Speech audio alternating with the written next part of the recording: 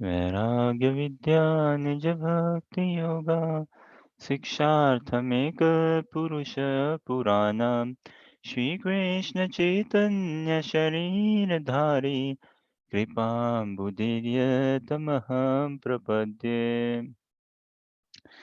मूकं करोति वाचालं पङ्गुं लङ्घयते गिरिं यत्कृपातमहं वन्दे श्रीगुरुदीनतारणम् वाञ्छकल्पतरुभ्यश्च कृपासिन्धुभ्यैव च पतितानां पावनेभ्यो वैष्णवेभ्यो नमो नमः।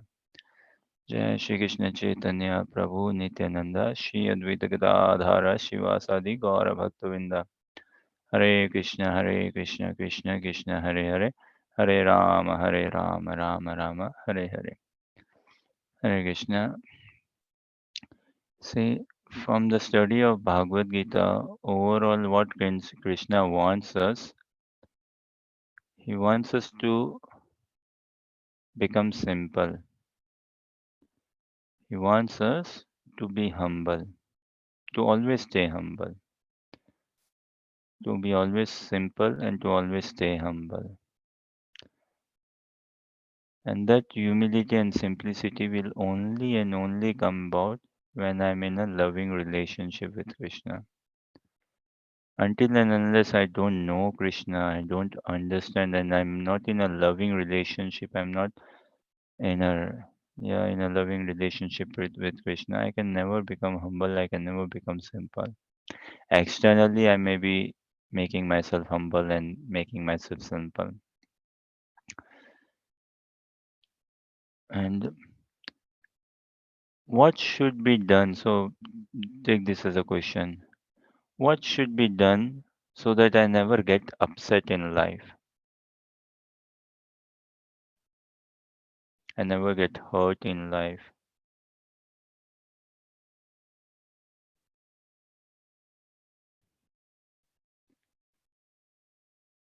Think of it. Need not answer right now. Or if you want to share now also, please share.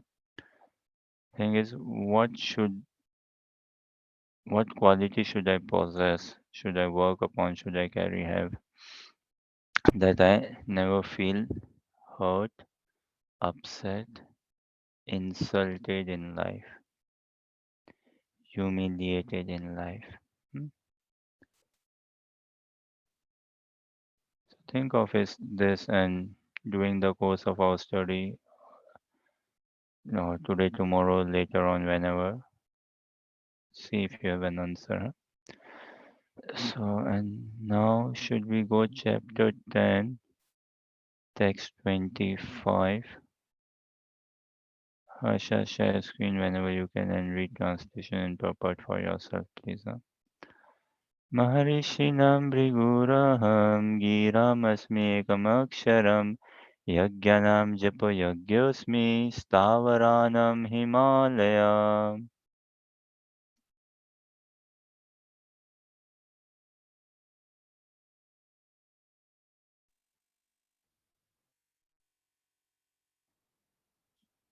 Of the great sages, I am Bhrigu. Of vibrations, I am the transcendental Om. Of sacrifices, I am the chanting of the holy names, Japa. And of immovable things, I am the Himalayas. Brahma, the first living creature within the universe, created several suns for the propagation of various kinds of species. Among these suns, Bhrigu is the most powerful sage. Of all the transcendental vibrations, Om, Omkara, represents Krishna. Of all sacrifices, the chanting of Hare Krishna, Krishna Krishna, Hare Hare Rama, Rama Rama, Hare Hare is the purest representation of Krishna. Sometimes animal sacrifices are recommended, but in the sacrifice of Hare Krishna, there is no question of violence. It is the simplest and the purest. It is the simplest and the purest. Whatever is sublime in the worlds is a representation of Krishna. Therefore, The Himalayas, the greatest mountains in the world, also represent him. The mountain named Meru was mentioned in a previous verse, but Meru is sometimes movable, whereas the Himalayas are never movable. Thus, the Himalayas are greater than Meru. Of the great sages, I am Bhrigu. Of vibrations, I am the transcendental Om. Of sacrifices, I am the chanting of the holy names. And of immovable things, I am the Himalayas.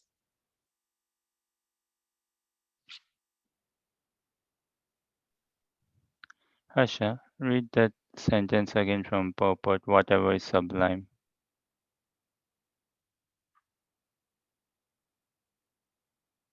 Whatever is sublime in the worlds is a representation of Krishna. Whatever is sublime in the worlds is a representation of Krishna. Therefore, the Himalayas, the greatest mountains in the world, also represent him. Okay. Whatever is sublime in this world is a representation of Krishna. This is the essence actually. From now on, in fact, from text 1920 onwards, up until this chapter, I think has 41 text, we'll see this only. And see how kindness of Krishna or how kind actually Arjuna is. Previously also in chapter 7, text 8 to 11. Yes, in chapter 7, text 8 to 11, Arjuna, Krishna kindly himself revealed how can we be in a relationship with on a daily practical basis. How can we see him? How can we be more Krishna conscious on a daily practical basis? And here, and some places in chapter 9 also in text 16 to 19, 15 to 19, like that. And here, dedicatedly, Krishna is telling whatever is sublime in this world uh, is a representation of Krishna. Now, this sublimity, it is very subjective also, which is fine. Hmm? And we all can easily find many things very sublime in this world, right? Some may not be sublime, as in Prabhupada once said, I believe, yeah, that someone could be in a pub drinking alcohol, but even drinking alcohol, if he tells, oh wow, God, you're great, thank you for providing me this drink, so nice and all, that for him, alcohol is quite sublime. But at least he recognizes, he understands that this has come from God. Many of us actually deep down see, uh, one could be atheist, huh? One could well be atheist. But suppose that truck is coming in front of us. We are crossing road and just a lorry bus coming suddenly appearing in front of us at a great speed. Won't people normally call, oh my God, do you think? Suppose there is a sudden trip, I fall down suddenly. What generally, so different cultures, people call different things. And all the world generally, people would what swear. If suddenly something like this happens, people may swear, use some abusive language. Otherwise, people may what? Some in different languages and culture may use some different words.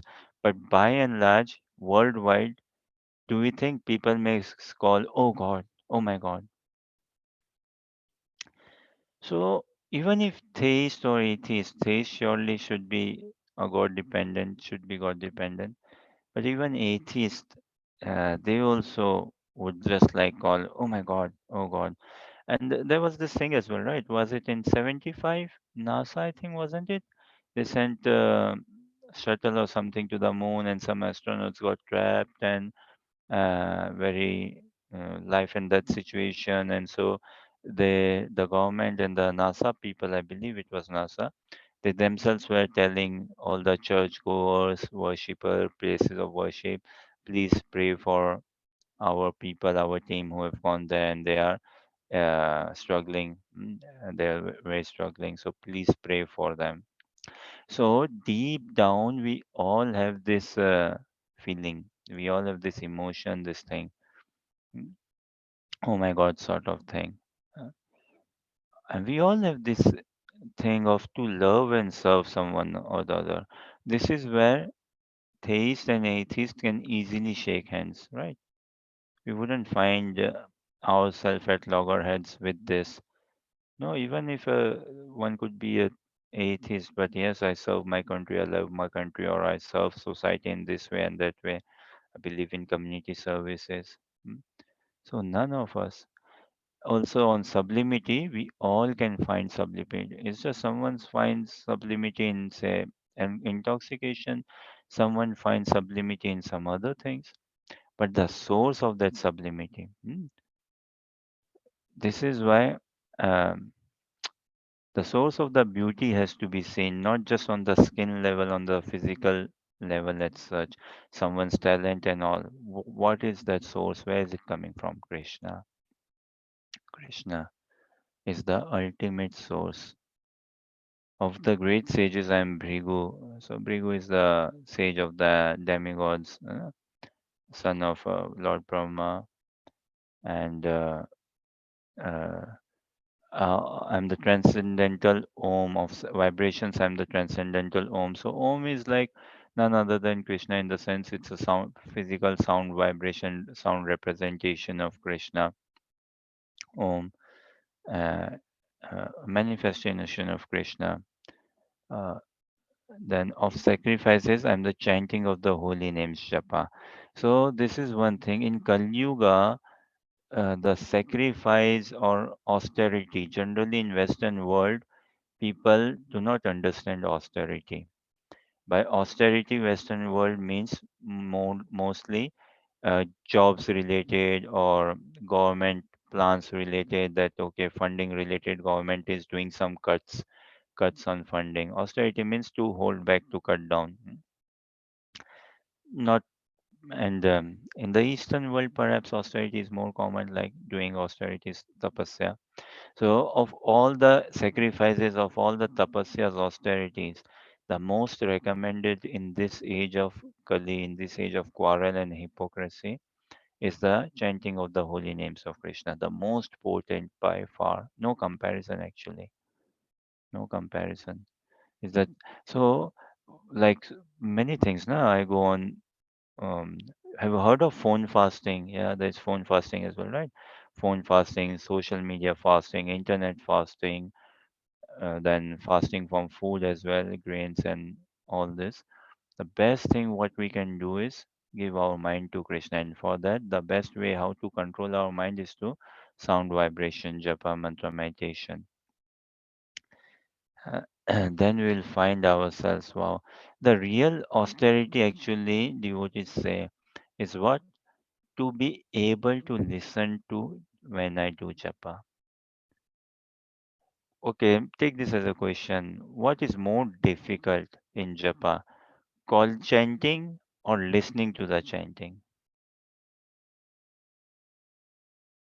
What do you think, Harsha? What is more difficult in japa? Chanting or listening to the chanting?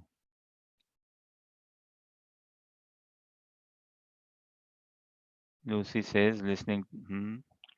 Yeah, it could be listening for me. For most of us, it is listening to the chanting is way more difficult. Way more difficult. I could be chanting, but it's like I could be blabbing or but not listening. And the day when I start listening to the chanting, then I'm listening to Krishna. Then I will be remembering Krishna. Then we are in the in the deal. Say, huh? When I start listening to Krishna, then that is when I start seeing the world around me with full clarity as it is. So real austerity is actually to sit down. First of all, real austerity is to find that time. Hmm? First, the real austerity is first is to wake up in the morning. It could be for someone who hasn't yet found his shelter in especially in Japan.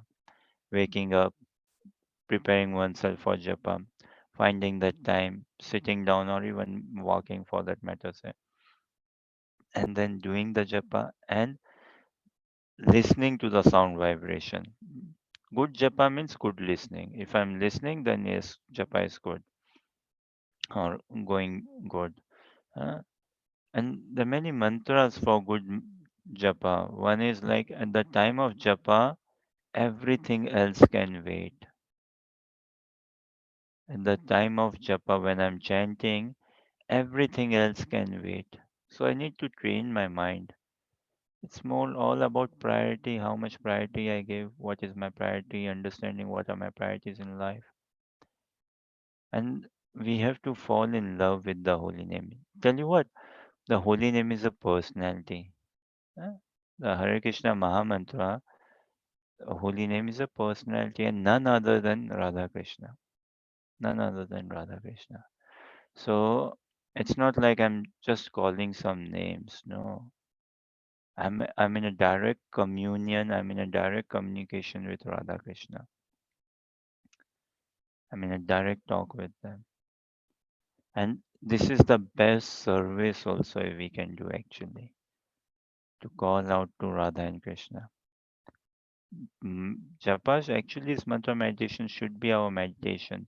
And in this meditation, the more deep we go in our japa, you know, what is the sign that it's a good japa today or it's good japa?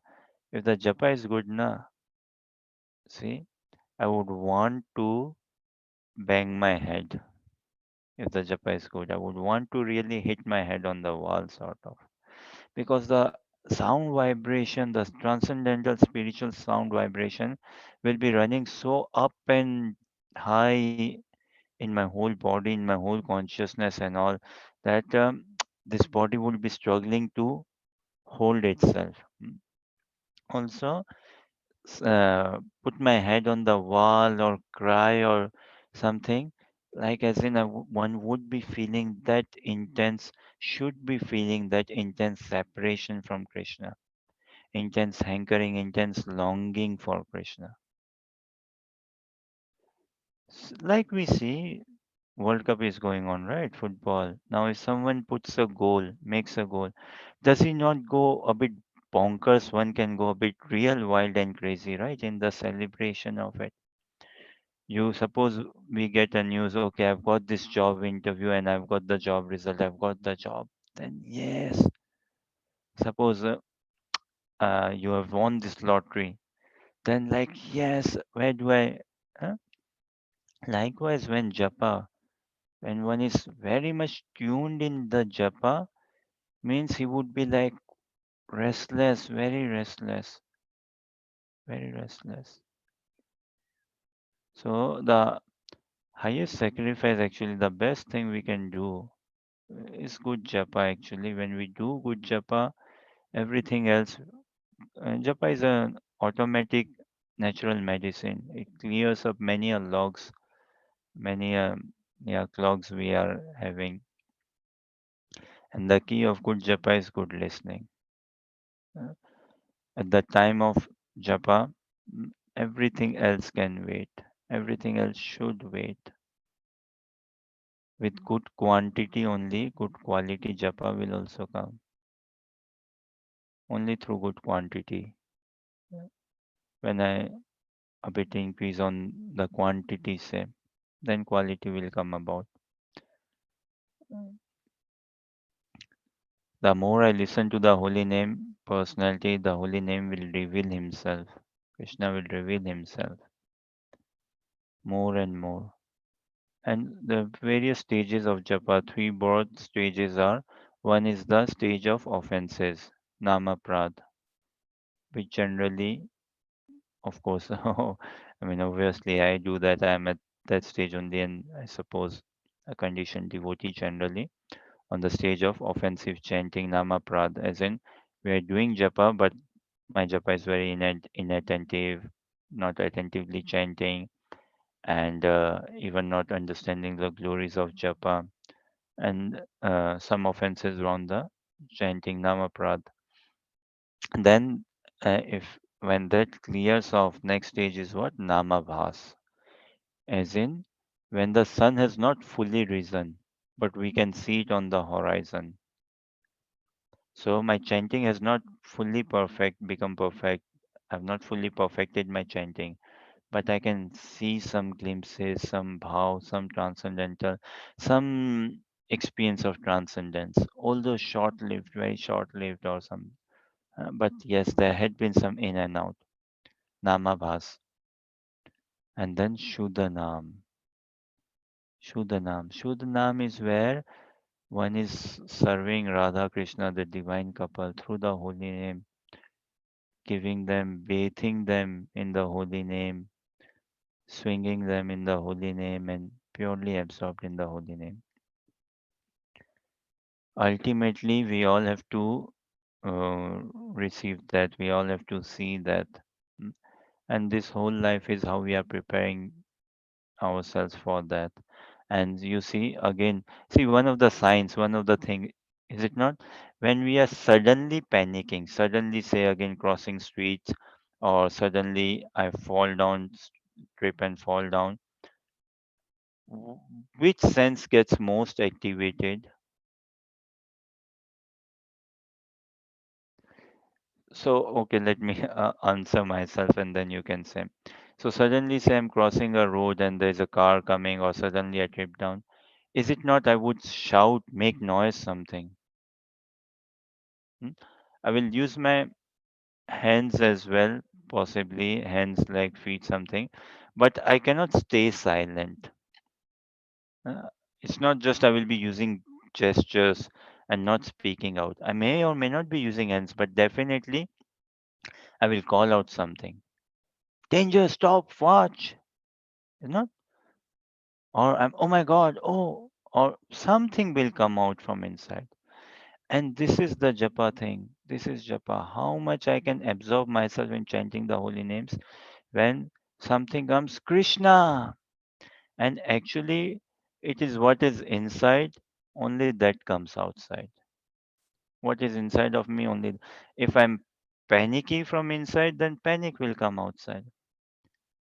If I'm abusive or if I'm used to using swear language, abusive language, that will come outside.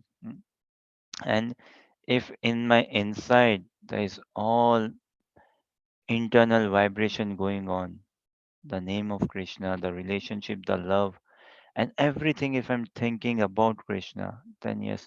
So take this as an example.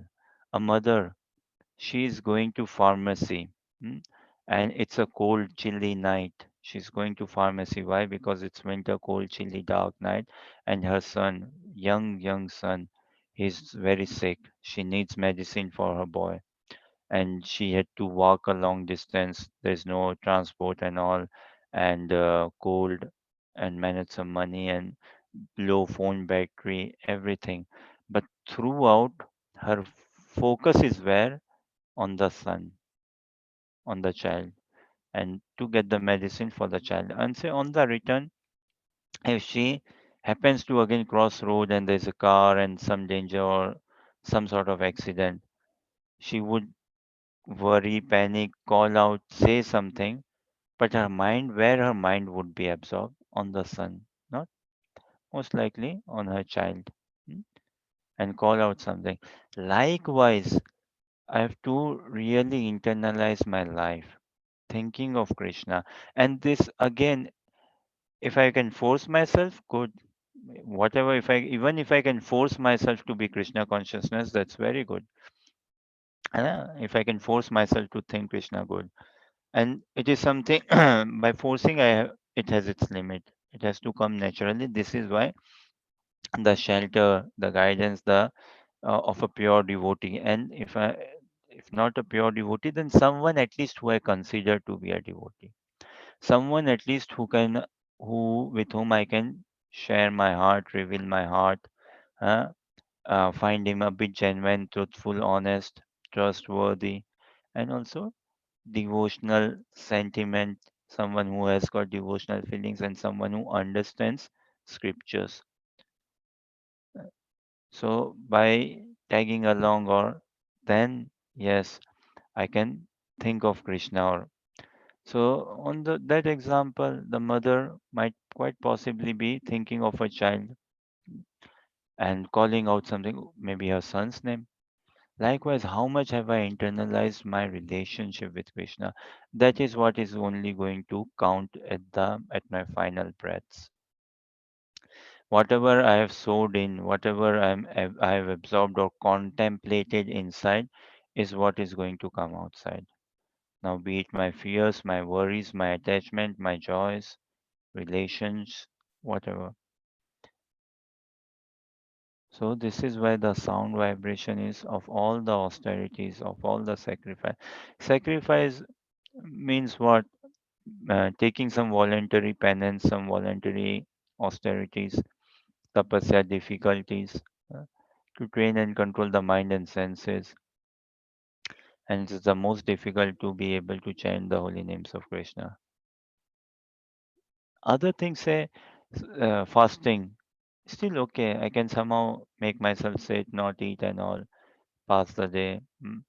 And some other things. But when it comes to chanting, wow, no. And one definitely, one who is chanting is very pure. It has to be understood that yes, he is very pure. He or she has associated with devotees in this life and previous lives as well. Uh, And we need to become ever pure. We need to become ever pure. Okay, any thoughts, questions, or comments?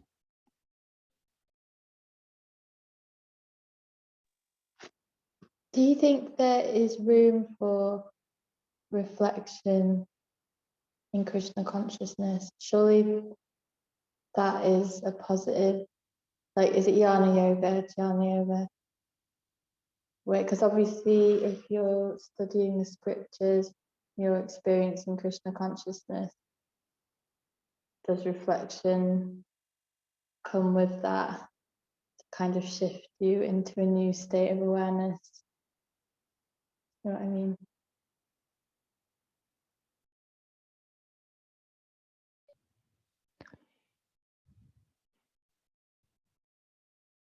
Thank you, Lucy, for the question. Yeah, surely there's room for reflection, right? It's not like, oh, otherwise it's mechanical if I'm not reflecting. Reflecting, introspection, contemplation, yeah, all of that, self-introspection, looking and all. But I tell you one thing, uh, too much of analysis. Have you heard of this? Yeah, too much of analysis will just lead us into paralysis. Like, cooking rice. Okay, I've put the rice on the stove, on the cooker, huh? I've added the adequate amount of water in the rice and let it boil. But if I'm just checking every 5 minutes, every 2 minutes, oh, what is it? Let me see, let me check, let me check. So that ways it won't be coming out that fine. So it's not like, okay, I'm doing one japa and let me see. Oh, come on, change something happen. Yeah. But yeah, in general, throughout the practice of Krishna consciousness.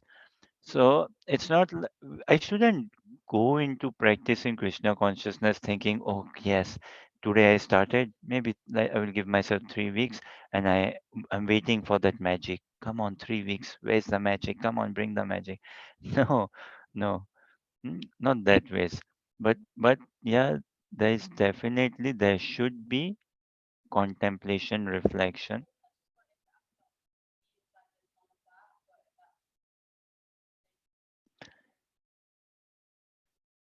There is all of that, but it's not like in the practice, say in living in ashram, in community, in temple, there's definitely introspection, retrospection, all sorts of inspection actually, contemplation, reflection, thinking, and all.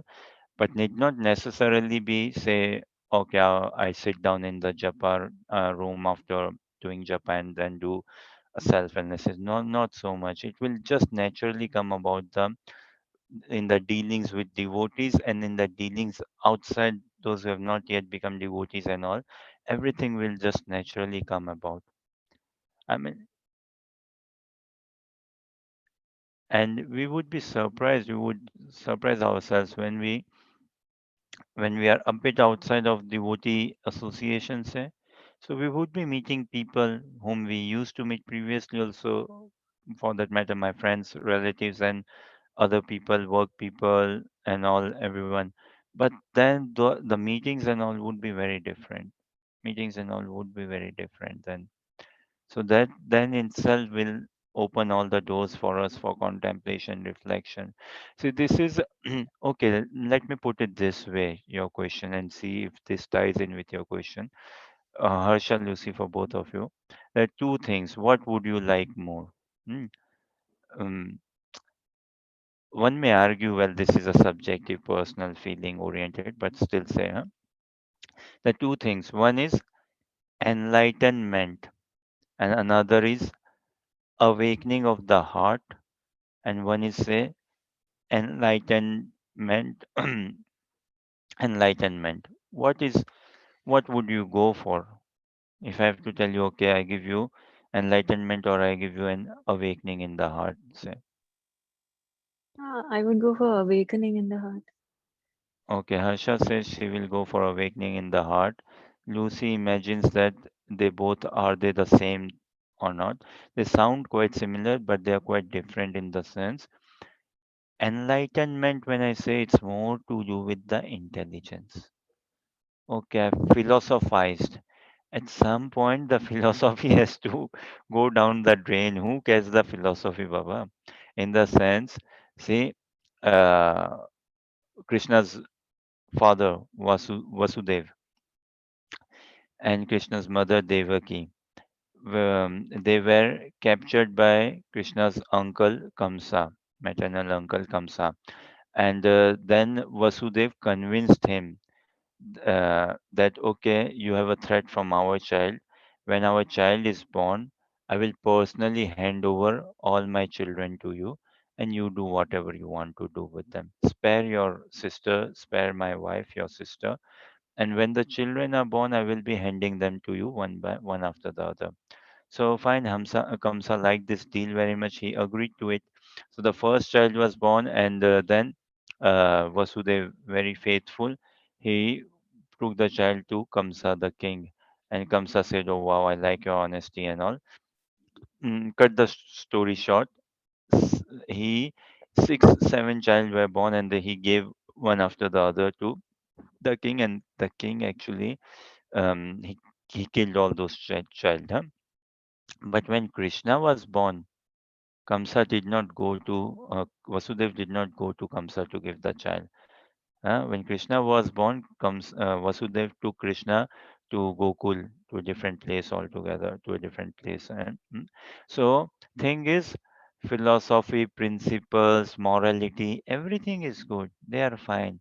But when it comes to the core of Krishna consciousness, to love and serve Krishna, to attain Krishna, and for my thing, let the philosophy go down the drain. So, enlightenment is more philosophizing, something to do with the intellect. More, it is largely intellect deep, intelligence deep. Yeah, it touches traces of the soul aspect, but it is very much intelligence deep. That oh, I've compared different religions, comparative. I've studied this world. I've studied the energies. I've studied psychology, and yes. I am at this stage of liberation now. And all with enlightenment, there's a large sense of self obsession also, large sense of concoction of the mind as well. Yeah? That, yes, the universe wants this, the universe sort of thing. But with awakening of the heart, it's a different subject matter altogether. Yeah, so samadhi and nirvana. Yeah, so samadhi, nirvana, nirvikalp samadhi, and the different stages of samadhi, different stages in nirvana as well. Again, they are more from impersonalistic point of view, say they are more in enlightenment or that sort of thing, like becoming one with, and it's very flowery words and all those things, becoming one with the divine, with the, yeah, they are all poetic, but real samadhi is what? Absorption in service. For love, there has to be two. Love, there has to be two, right? The lover and the beloved. And the very fact lover and beloved imply person, two person. So Krishna, the person, completely spiritual. And I need to understand my spiritual body and more so my spiritual role. And that is samadhi. That is real nirvana. That is real liberation. That I am no, I do not associate myself anymore with this physical material body. And my actions also are not for to cater for the physical material bodies like that.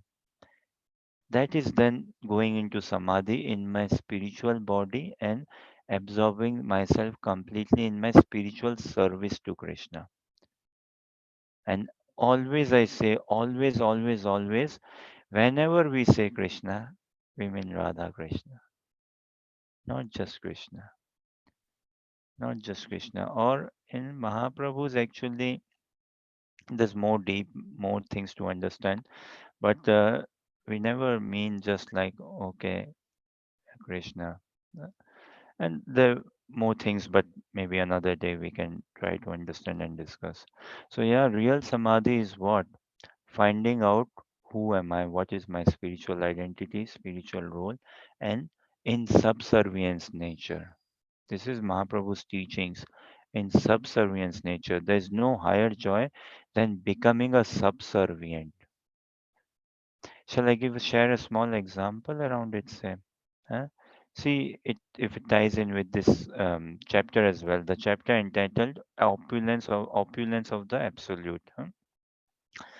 Now, football, we all are familiar with football, right? Like we may not have played it, but we and may not have watched it so much, but we understand a bit of the game. Or cricket. Y- Okay, so let's say cricket or and again may not have played it but watched it or we understand. So now there are many sports lover, cricket, football, or some other sports who like to go into the details, into the nitty gritty, and they find a lot of joy from it. They find a lot of joy from this.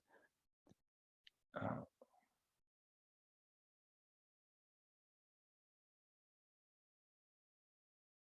mm.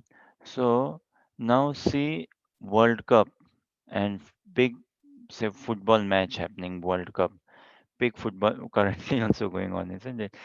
And say England versus Germany in World Cup final football. Hmm? Now at on Sunday, say, and in Wembley or Chelsea, Wembley, wherever, somewhere in London. Huh? Now those football lovers in Europe, outside of Europe, that day they will all stop their own football playing. Is it not?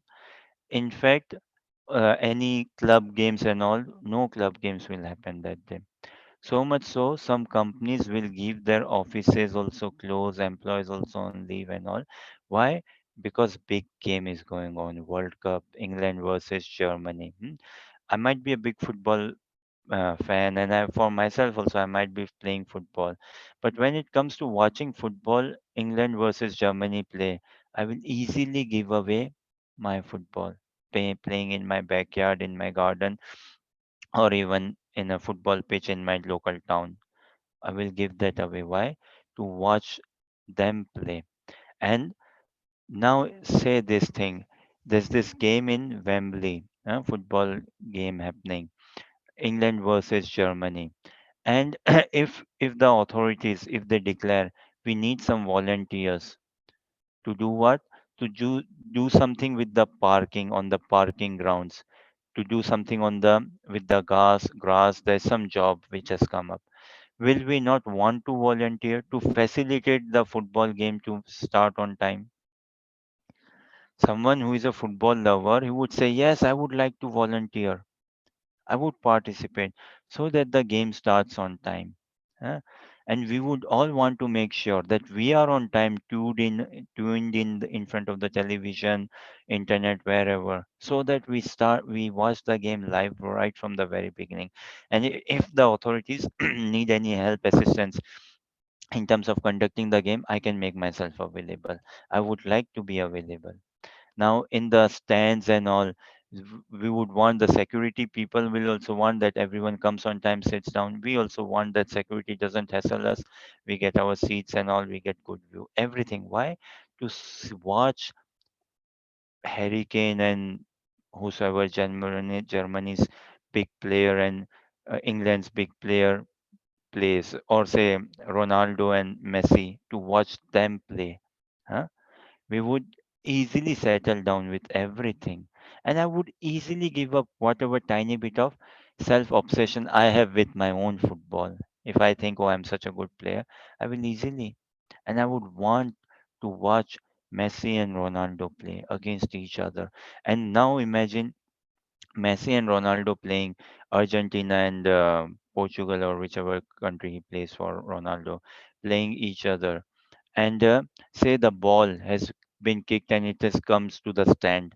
Would we want to hold the ball? No, we would want to give back the ball, and we would want to make sure that the game is going running and all, everything fine.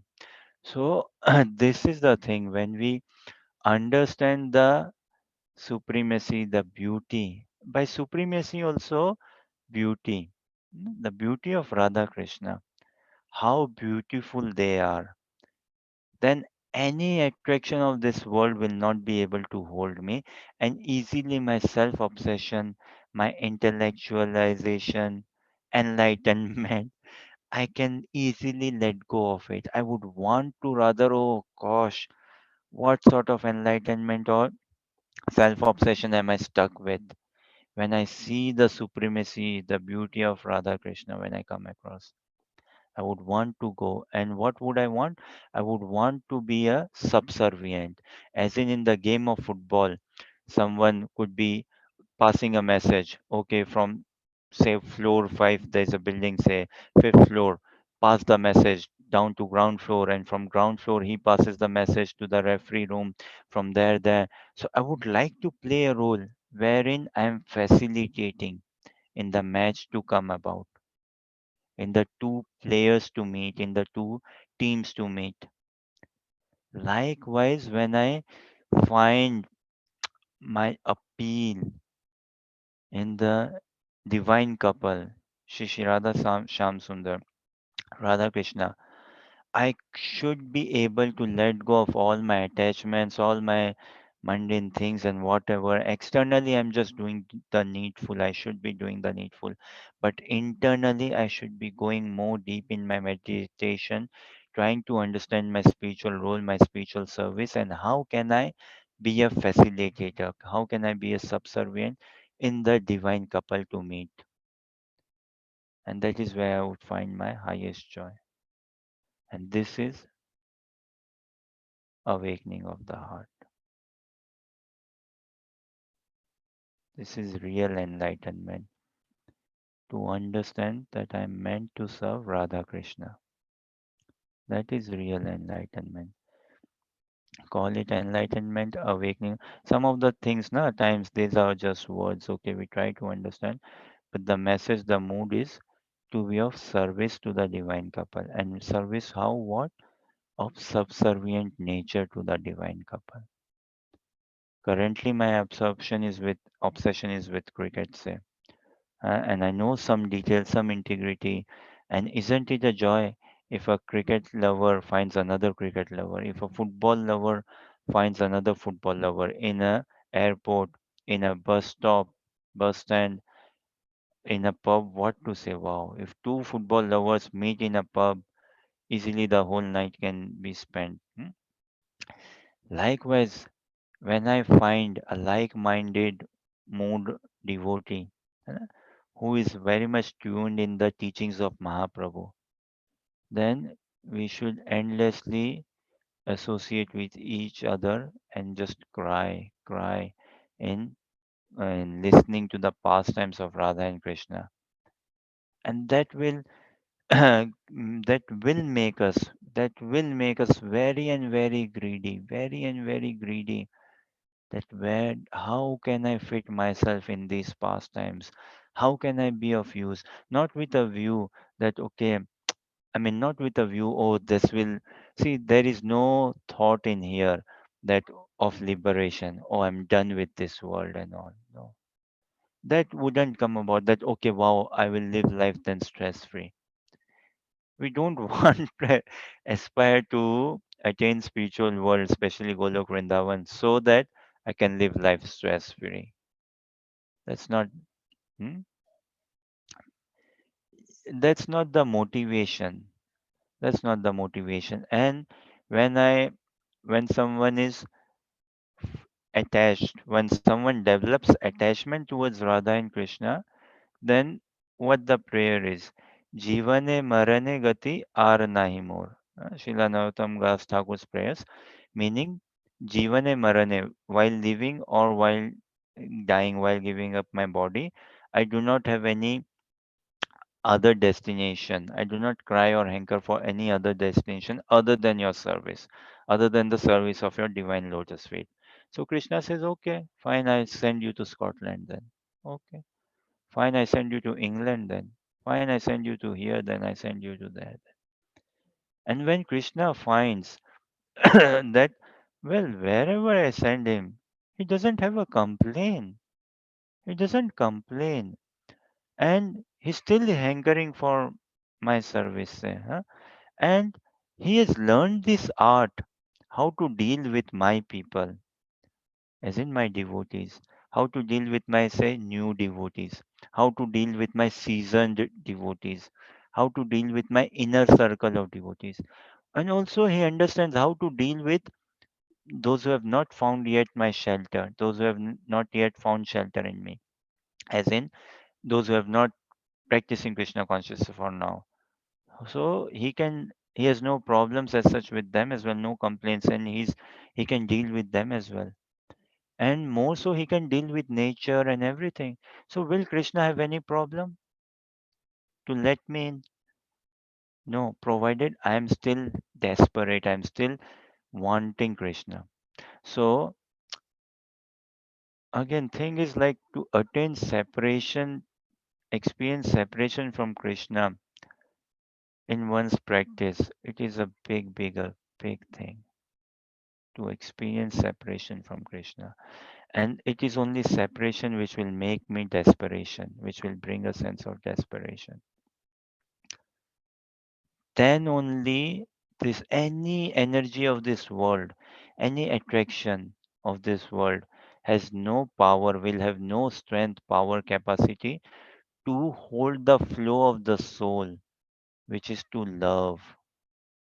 That can never be checked, stopped, or blocked. No.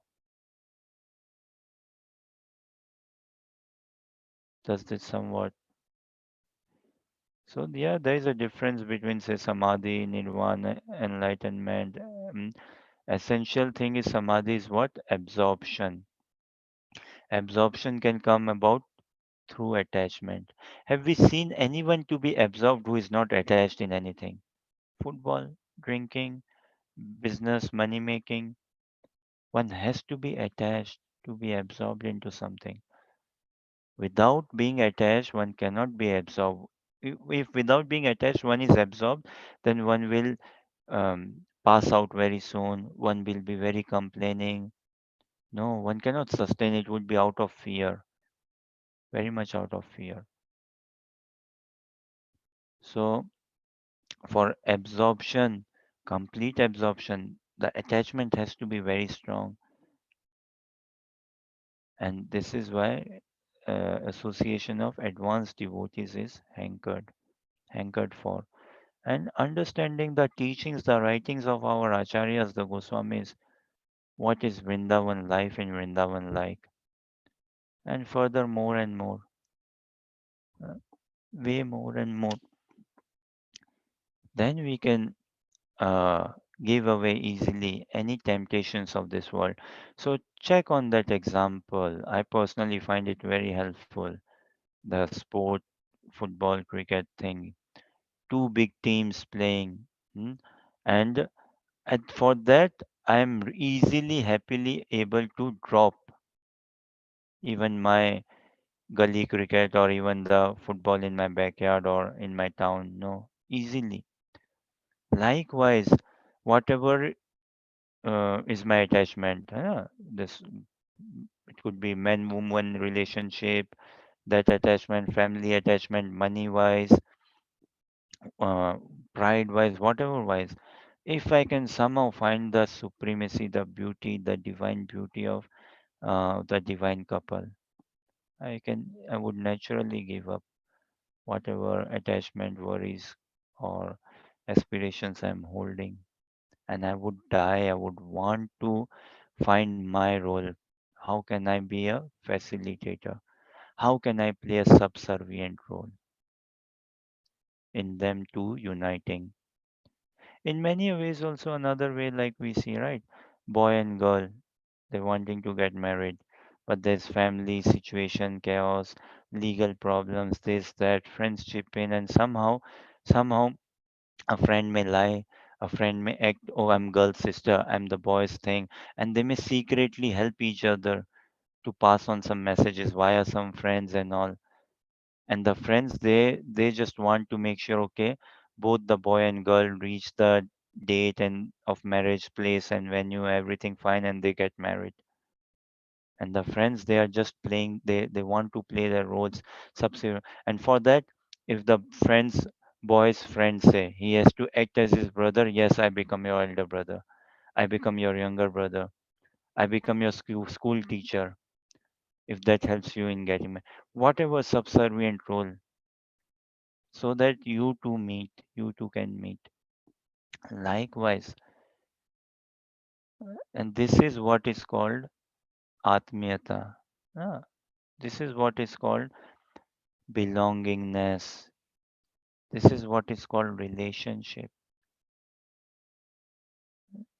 This is what understanding the heart of Radha Krishna. But see again this thing, who resides? This is a question. Who resides in the heart of Radha Krishna? Who resides in the heart of Krishna? Well, who resides in the heart of Krishna is Srimati Radharani. Who resides in the heart of Srimati Radharani is Krishna. But say who resides in the heart of Radha Krishna? Say a pure devotee resides in the heart of Radha Krishna. In the heart of Krishna. Krishna is like we say, na, always thinking of his pure devotee, and pure devotee always thinks of Krishna, and they are serving each other. Now, who resides in the heart of a pure devotee? Surely Krishna resides in the heart of a pure devotee fully. For me to gain entrance, if I can somehow make a space in the heart of a pure devotee, then I can find easy access to Radha Krishna. Radha Krishna will approach me then. And there's more to it, more to it. There's some things which we can comprehend perhaps from theory, and other part is the circle has to be filled when we cry out for Krishna.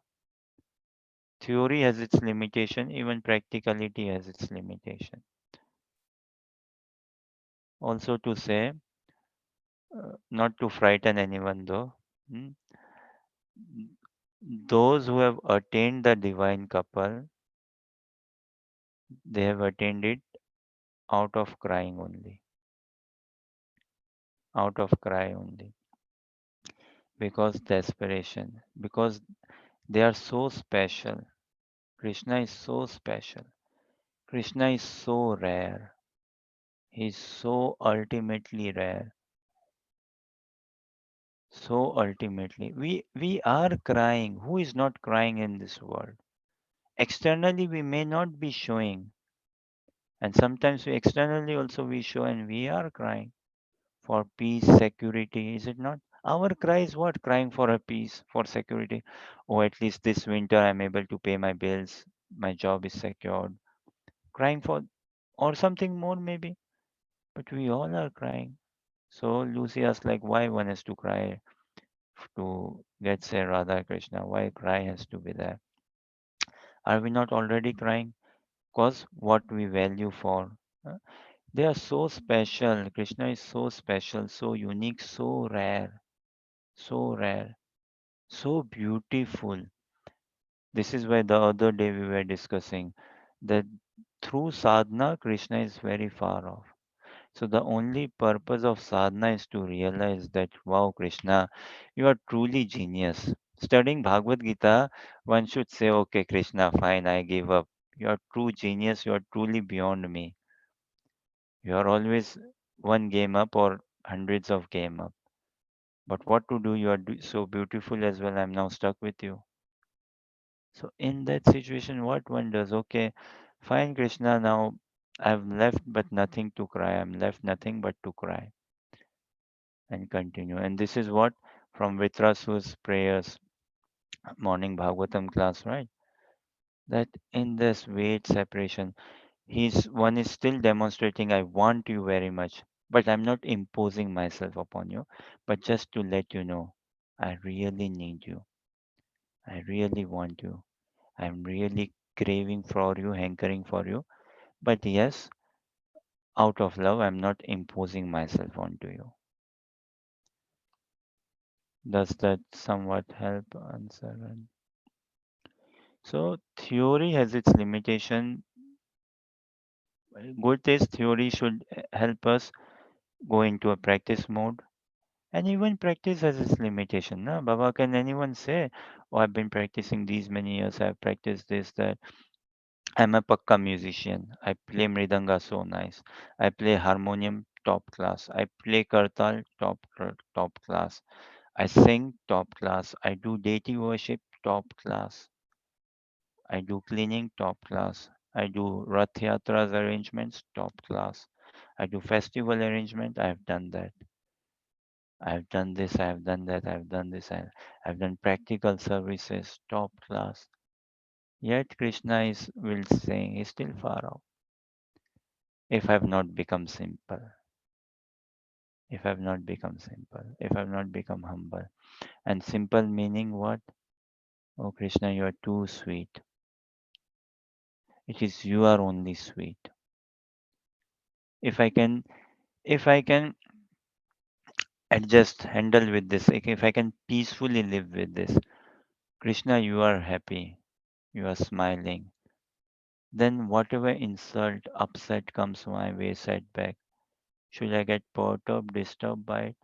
If I have my heart, my soul proper, I proper, if I have done my relationship full mapping with Krishna, then whatever comes from the other side, should I get really disturbed, perturbed, upset?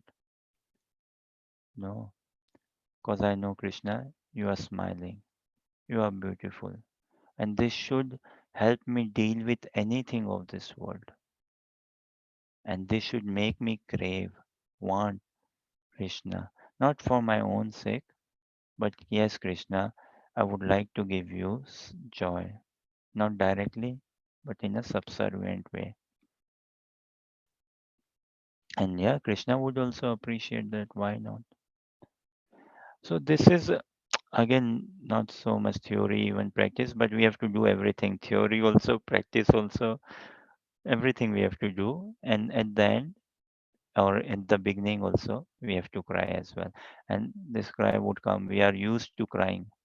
Can anyone raise their hands and say, I've never cried in life, boy or girl, man or woman, uh, bodybuilder or whatsoever, celebrity? I've never cried in my life. And one meaning of cry is what? Hankering, wanting, right? Lacking something, missing something in life, finding it unfulfillment in my life. So we all are crying. But now is to cry for Krishna. And when we cry for Krishna, we feel lacking Krishna in my life. I because Swarupta, it is out of prem. Anything to do with Krishna, Krishna reciprocates only sweetly. Krishna knows only sweet, only love, only mercy.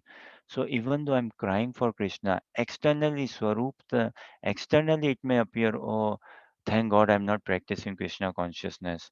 You've been practicing, you do japa and you cry and you're crying, I don't want to do this. This is someone may get frightened, right? So externally it may look, oh wow, look, you stop so much eating and all, and you cry a lot and this, but internally it is so pleasure giving for the sadhaka. It does not have any sense of mundane pain. No. So the more it is an achievement, paradox to this world, the more I can experience separation from Krishna, the more one will find oneself closer to Krishna. And in society, the more I find myself in separation from house for that matter, oh, I don't own a house for that matter, the more I find myself suffering actually. Is it not? The more I find myself incomplete or lacking something, then more I find, oh, my status is down, my ranking is down, I feel low and all, incomplete, shallow. Because material world works on external level, works on result level. We don't understand love. Uh, we don't, because so it is completely bodily identification. And spiritual means everything for the joy of Radha Krishna. Everything for the joy of Radha Krishna. Every time, everything. And Krishna knows only to give love.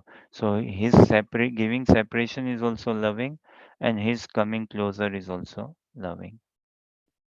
Remember, absolute. Absolute means one sided, means all good, all sweet. That is Krishna. Any thoughts, questions, or comment? Okay, let's see next.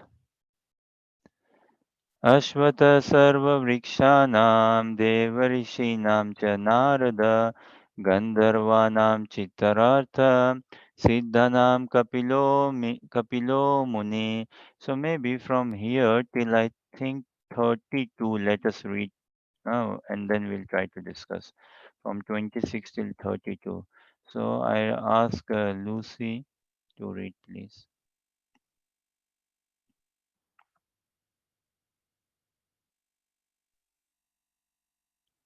Of all trees, I am the banyan tree, and of all the sages among the demigods, I am Narada.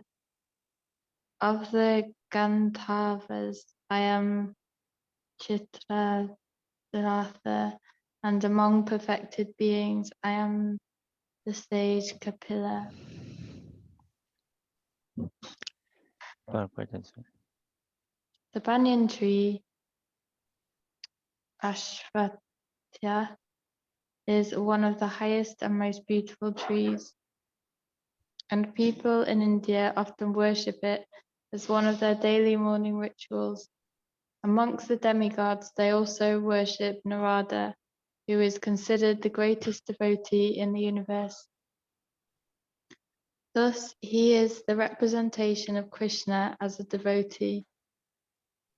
The Gandharva planet is filled with entities who sing beautifully, and among them the best singer is Chitraratha.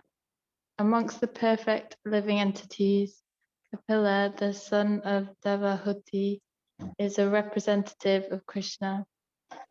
He is considered an incarnation of Krishna, and his philosophy is mentioned in the Srimad Bhagavatam. Later on, another Kapila became famous, but his philosophy was atheistic. Thus, there is a gulf of difference between them. Of all trees, I am the banyan tree, and of all the sages among the demigods, I am Narada. Of the Gandharvas, I am Chitraratha, and among perfect beings, I am the sage Kapila. Thank you. Let's read, I think, till text 33 and we try to discuss together. So 27, I believe now, right? Yeah. If we can read till 33, we see how time permits us. Ucca Shravashanam Asvanam Vidimam Amritodbhavam Airavatam Gajendranam Nrinam Naranam Cha Naradipam. Harsha, read. Of horses, know me to be Uchesrava, produced during the churning of the ocean for nectar. Of lordly elephants, I am Airavata, and among men, I am the monarch. The devotee demigods and the demons, asuras, once took part in churning the sea. From this churning, nectar and poison were produced, and Lord Shiva drank the poison. From the nectar were produced many entities, of which there was a horse named Uchaisrava. Another animal produced from the nectar was an elephant named Eravat. Because these two animals were produced from nectar, they have special significance and they are representatives of Krishna. Amongst the human beings, the king is the representative of Krishna because Krishna is the maintainer of the universe. And the kings, who are appointed on account of their godly qualifications, are maintainers of their kingdoms. Kings like Maharaj Yudhishthir, Maharaj Parikshit, and Lord Rama were all highly righteous kings who always thought of the citizens' welfare. In Vedic literature, the king is considered to be the representative of God. In this age, however, with the corruption of the principles of religion, monarchy decayed and is now finally abolished. It is to be understood that in the past, however, people were more happy under righteous kings. Of horses, know me to be Uchesrava, produced during the churning of the ocean for nectar. Of lordly elephants, I am Eravat, and among men, I am the monarch.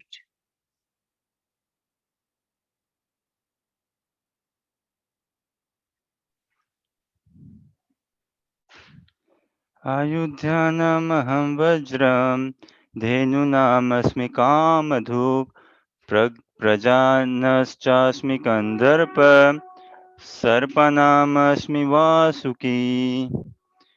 Harsha, continue. Of weapons, I am the thunderbolt. Among cows, I am the surabhi. Of causes for procreation, I am Kandarpa, the god of love, and of serpents, I am Vasuki. The thunderbolt, indeed a mighty weapon, represents Krishna's power. In Krishna Lok, in the spiritual sky, there are cows which can be milked at any time, and they give as much milk as one likes. Of course, such cows do not exist in this material world, but there is mention of them in Krishna Lok. The Lord keeps many such cows, which are called Surabhi. It is stated that the Lord is engaged in herding the Surabhi cows. Kandarpa is the sex desire for presenting good sons. Therefore, Kandarpa is the representative of Krishna. Sometimes sex is engaged in only for sense gratification. Such sex does not represent Krishna. But sex for the generation of good children is called Kandarpa and represents Krishna. Of weapons, I am the thunderbolt. Among cows, I am the Surabhi. Of causes for procreation, I am Kandarpa, the god of love, and of serpents, I am Vasuki.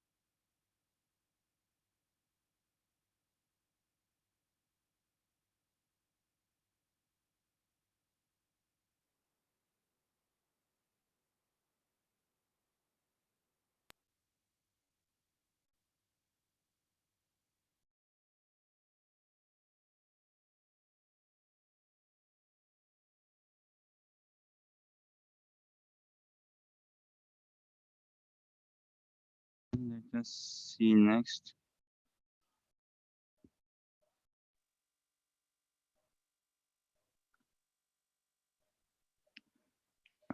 There are many living entities who give punishment to the miscreants, and among them Yama is the chief. Yama is situated in a planet nearby this earthly planet. After that, those who are very sinful are taken there, and Yama arranges different kinds of punishment for them. Of the many hooded Nagas, I am Ananta, and among the aquatics, I am the demigod Varuna. Of departed ancestors, I am Aryama, and among the dispensers of law, I am Yama, the lord of death.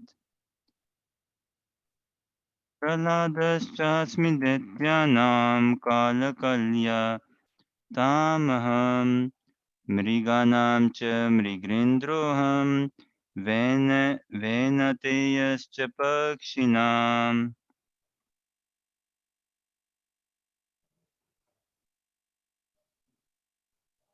Among the Data demons, I am the devoted Prahlada. Among subduers, I am Time. Among beasts, I am the lion. And among birds, I am Garuda. Diti and Aditi are two sisters. The sons of Aditi are called Adityas, and the sons of Diti are called Daitas. And all the Adityas are devotees of the Lord, and all the Daityas are atheistic. Although Prahlada was born in the family of the Daityas, he was a great devotee from his childhood. Because of his devotional service and godly nature, he is considered to be a representative of Krishna. There are many subduing principles, but time wears down all things in the material universe and so represents Krishna. Of the many animals, the lion is the most powerful and ferocious, and of the million varieties of birds, Garuda, the bearer of Lord Vishnu, is the greatest.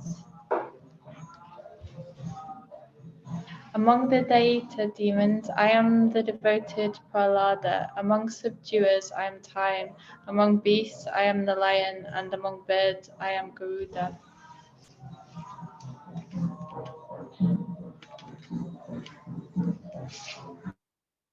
Let us see next. Pawan पवतामस्मि रामशस्त्रभृतामहम् झसनां मकरश्चास्मि श्रोतसामस्मि Janvi. I shall read translation purport. Of purifiers, I am the wind. Of the welders of weapons, I am Rama. Of fishes, I am the shark. And of following rivers, and of flowing rivers, I am the Ganges. Of all the aquatics, the shark is one of the biggest and is certainly the most dangerous to man. Thus, the shark represents Krishna. Of purifiers, I am the wind. Of the wielders of weapons, I am Rama. Of fishes, I am the shark. And of flowing rivers, I am the Ganges.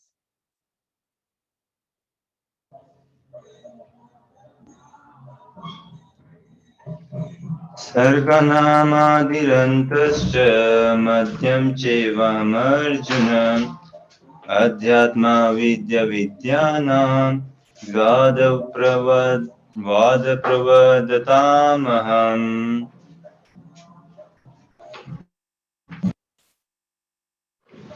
Of all creations, I am the beginning and the end, and also the middle. O Arjuna, of all sciences, I am the spiritual science of the self, and among logicians, I am the conclusive truth. Among the created manifestations, the first is the creation of the total material elements. As explained before, the cosmic manifestation is created and conducted by Mahavishnu. Garhodaka, Sai Vishnu, and Krishna Kshirodaka Savi Vishnu. And then again, it is annihilated by Lord Shiva. Rama is the secondary creator. All these agents of creation, maintenance, and annihilation are incarnations of the material qualities of the Supreme Lord. Therefore, he is the beginning, the middle, and the end of all creation. For advanced education, there are various kinds of books of knowledge, such as the four Vedas, the six supplements, the Vedanta Sutra, books of logic, books of religiosity, and the Puranas. So altogether, there are 14 divisions of books of education. Of these, the book which represents Adhyatma Vidya, spiritual knowledge in particular, the Vedanta Sutra, represents Krishna. Among logicians, there are different kinds of argument. Supporting one's argument with evidence that also supports the opposing side is called jalpa. Merely trying to defeat one's opponent is called vitanda, but the actual conclusion is called vada. This conclusion truth is a representation of Krishna. Of all creations, I am the beginning and the end, and also the middle, O Arjuna. Of all the sciences, I am the spiritual science of the self, and among logicians, I am the conclusive truth.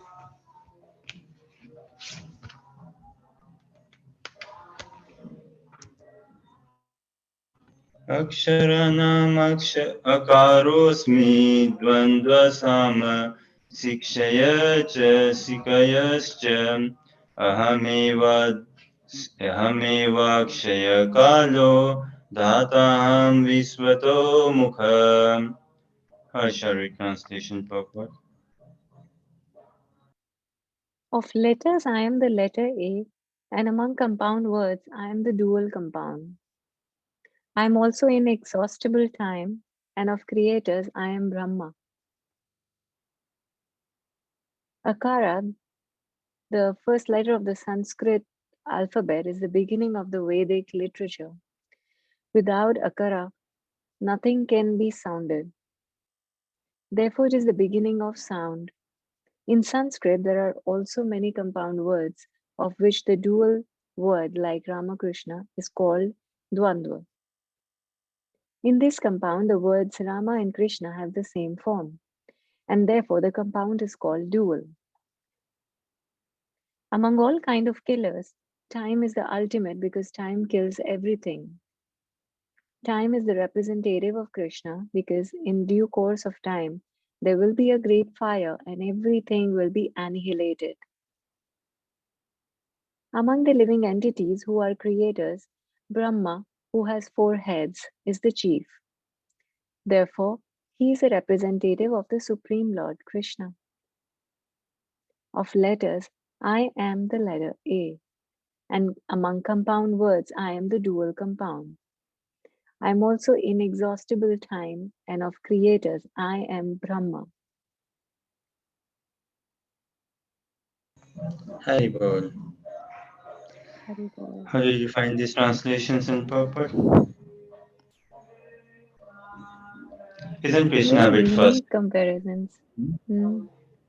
Yeah, but Krishna is quite fussy. I mean, not fussy, say, but isn't of this, I am this, I am this, I am this. Is it not like it's too much of I, me thing going on? I'm this, I'm that, I'm this, that. He can easily afford to. It is he only who can afford to. Not any of us. This is why he is God and we are not, and we are gods. What is? I mean, it's that simple and natural and clear and correct, fully correct. If Krishna says, "I'm the leaf, I'm the branch, I'm the twig, I'm the stem, I'm the fruit, I'm the tree, I'm the root, I'm earth, I'm this, I'm that, and I'm not that as well." Only Krishna can simultaneously be true and untrue as well. Is it not fascinating? Huh? Only Krishna can be simultaneously true and untrue as well. Huh? Only Krishna can be simultaneously real. Only Krishna can be simultaneously real, which he is for his pure devotees, and he could be illusionary as well, which he is for many of us in this world, those who are in this human body. Krishna is an illusory figure for us. So Krishna can easily afford to be anything, everything, whatever he likes. Simultaneously, he can prove himself to be correct and wrong. Eh, Thing is, all contradictions easily reside in Krishna. All contradictions, and he's completely beautiful. And surely he's completely untouched by the mundane morality, mundane logic. Yeah? Any mundane rules, regulations, laws, and things of this world. No, Krishna is far beyond. So all this is what to tell us. Does it not like make us wonder, awe, and all? And it is natural. It is natural. Like whom does the roads and streets in India belong to? To the Indian government. There could be private roads. Who does the roads and streets in France belong to? The French government. In UK to the UK government. There could be private roads and all, but ultimately it is the government property. If the government wants the private road, yeah, it is government's property. So everything and everyone belongs to Krishna. See, in once a friend of mine told me that why did Krishna had to go on so much lengths in saying this, that. I mean, and anyways, he's so told in this chapter itself, text 17:20, he said that I'm the beginning, the end, and the middle, and everything, all that be. Doesn't that summarize everything?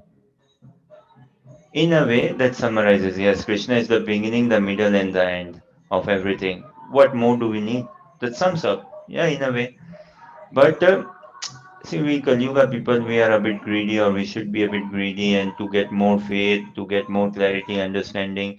And also, when one is in a relationship, one would, yes, Krishna, I understand that you are the beginning, the middle, and the end, but kindly say a bit more, kindly reveal a bit more. Say something more about you. Tells me something more. Different, something this, something that. Like, say, child going to bed. Doesn't the child ask his or her mom, oh, mom, tell this story again. Okay, tell me, mom, like this. Tell me that, tell me that. No, mom, I want to know more. You have told me, but no, still tell me the same thing again. I want to know more and all. That is sort of mood of love and all. So, in this world, I may say, oh, I'm the. Well, in this world, also, like, oh, generally, nah. Oh, he's too full of I. He's too much full of himself. Does it not appear listening to these things? Oh, look, Krishna is too full of himself, is he not? I am this, I am that, amongst this, I am this, amongst that, I am that. But what to do? Cannot help it, cannot afford it. Krishna he is what he is. And beauty is when we listen to all of this. Amongst lions, among animals, I am lion, among fishes, I am shark, among aquatics, among mountains, I am this, I am that, among this, I am that, and all. When we listen to more and more, we want to listen more and more, and we know more Krishna. And wow, what do we find out of all of this? How beautiful is Krishna. And ultimately, everything should lead us to Krishna's intelligence, Krishna's mind. Everything should lead us to what? Oh wow, Krishna, how beautiful are you? You're truly beautiful. And in this life also we see, I'm happy to give up my life for beauty. Wherever I find someone beautiful or something beautiful. Now I find money beautiful, someone finds house beautiful, someone finds holidays beautiful, laptop, technological games, travel and all. So we people are ready to sacrifice because they find beauty or attraction there. And here we are trying to completely find beauty and attraction in the supreme attractive truth, the supreme attractive reality, the supreme attractive substance of all of us. Ah. So for Krishna to say I am this, I am that, it is no exaggeration, none whatsoever. It is very natural and it is all to make us fall in love with Krishna. It's like, what is, if someone is say 6 feet tall and all, what's your height? Oh, I'm 6 feet tall. How much money do you have? I'm this much money and all. So what's that? So this is Krishna telling about himself. And it is Krishna only who can again simultaneously be true and untrue also. Simultaneously be real and imaginary figure as well. Which he is. For devotees is as real as anything say. Hmm? And for those who have not found their shelter in Krishna yet, he is as imaginary for them as they seem to be, as speculative.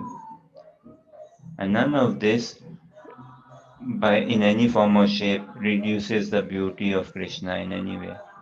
But yeah, those who are devotees, those who are in love in Krishna, they glorify his beauty even more. Ultimately, God is a person, a spiritual person, of which we do not have that comprehension level. But Shastras say God is a spiritual person having a spiritual body. And believe me, believe it or not, God walks as well. God sits as well. God eats as well. God plays as well. God sings as well, dances as well, and cries as well. Krishna walks, dances, sleeps, eats, cries, everything. So Krishna is a person, spiritual person, top to bottom, everything. We are also spiritual beings. And in life, in Bhagavad Gita study, Krishna consciousness practice, we need to understand what my identity is, what my role is. Everything in relation with Krishna. And the more this should be my samadhi, this is real samadhi. Then only I will be able to find complete peace and cut off any ties from this world. No power or attraction of this world, no energy of this world will be able to drag me down then. No. Okay, any thoughts, questions, or comments?